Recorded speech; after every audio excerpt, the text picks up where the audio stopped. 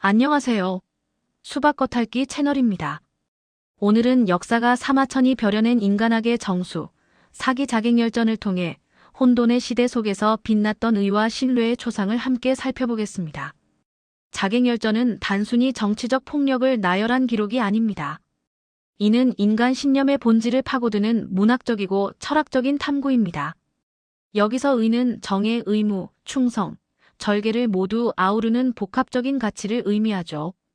사마천은 나를 알아주는 사람을 뜻하는 직위와 궁극적인 희생 사이의 비극적인 유대를 조명하기 위해 5명의 인물을 선별했습니다. 자객열전의 주인공인 조말, 전제, 예양, 섭정, 형가. 이들은 각기 다른 시대의 다른 동기와 방법으로 역사의 한 페이지를 장식했습니다. 실용적 애국심부터 비극적 영웅주의까지 그들이 보여준 5가지 원형을 지금부터 하나씩 분석해 보겠습니다.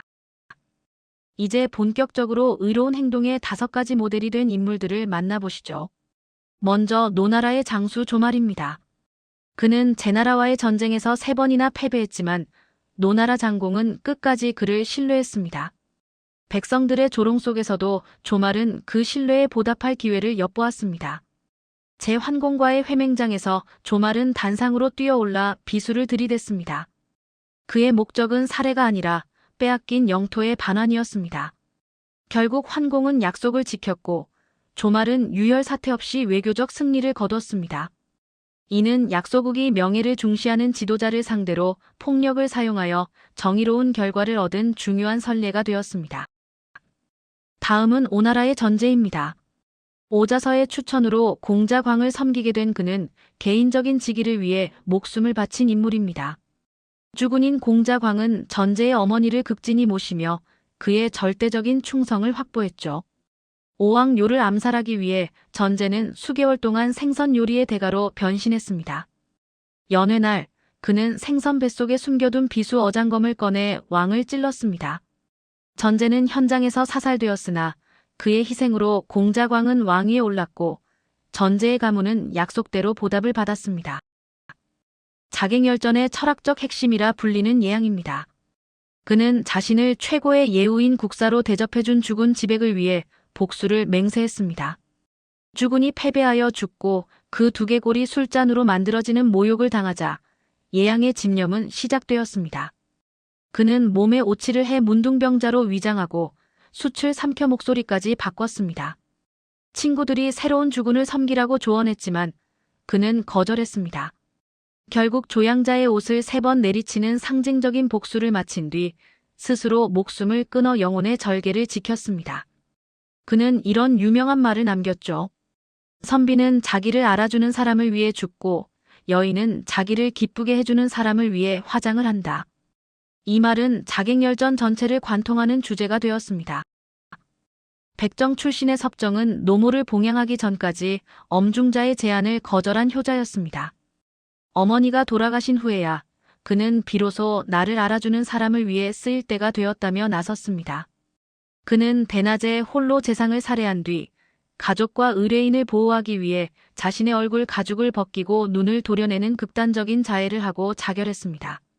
하지만 그의 누이 서병이 시신을 찾아와 동생의 이름을 세상에 알리며 이 무명의 희생은 비로소 역사적 명예로 완성되었습니다.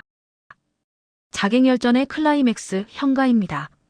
진나라의 정복전쟁이 절정에 달했을 때 연나라 태자단의 요청을 수락한 그는 천하통일이라는 거대한 역사적 흐름에 맞선 인물입니다.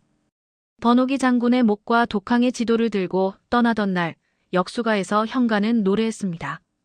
바람은 쓸쓸하고 역수는 차구나. 장사 한번 떠나면 다시 돌아오지 못하리. 이 노래는 비극적 결말을 예견하는 장엄한 선언이었습니다. 형가의 거사는 안타깝게 실패했습니다.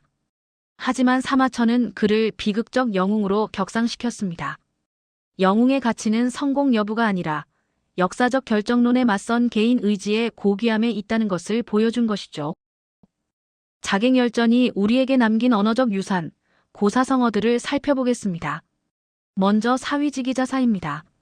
알아줌이라는 것은 단순히 기술을 인정하는 것이 아니라 한 사람의 진정한 가치를 깊이 이해하는 것입니다. 이는 목숨으로만 갚을 수 있는 빚을 만들어낸다는 신념을 담고 있습니다. 국사우지 국사보지. 국사로 대우하면 국사로 보답한다는 상호적 명예의 원칙입니다. 리더가 보여주는 존중의 질이 부하의 충성심의 질을 결정한다는 강력한 메시지를 전합니다. 치밀한 계획을 상징하는 어복장검, 그리고 원래는 두 영혼의 깊은 교감을 뜻했으나 지금은 오만한 태도를 의미하게 된 방향무인까지. 이 단어들은 자객들의 신념을 압축하고 있습니다. 사마천은 폭력을 옹호하기 위해 이들을 기록한 것이 아닙니다. 그는 극단적인 사례를 통해 무엇이 삶의 의미를 부여하는가를 묻고 있습니다. 목적이 분명하고 의지가 흔들림 없었기에 그들의 삶은 역사가 되었습니다. 자객열전은 정치적 편의주의와 배신이 만연한 세상에서 자객들은 그 폭력성에도 불구하고 애국심, 충절, 복수 등 하나의 원칙에 대한 흔들림 없는 헌신을 상징합니다. 자신의 말이나 의뢰인을 위해 기꺼이 죽음을 감수하는 그들의 태도는 권력자들의 변덕스러운 태도와 극명한 대조를 이룹니다. 궁극적인 교훈은 지극히 인본주의적입니다.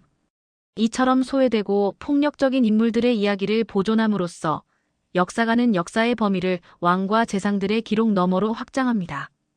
그는 위대함이 실패한 음모 속에서도 발견될 수 있고 절개가 자살적인 복수 행위로 증명될 수 있으며 백정의 충성심이 왕의 칙령만큼이나 역사적으로 중요할 수 있다고 주장합니다.